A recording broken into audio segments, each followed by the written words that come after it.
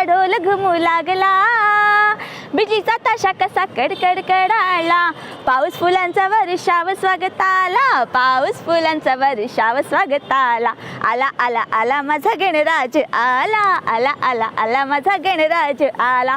अगदी असंच वातावरण आता इथे निर्माण झालंय आपल्या परळमध्ये.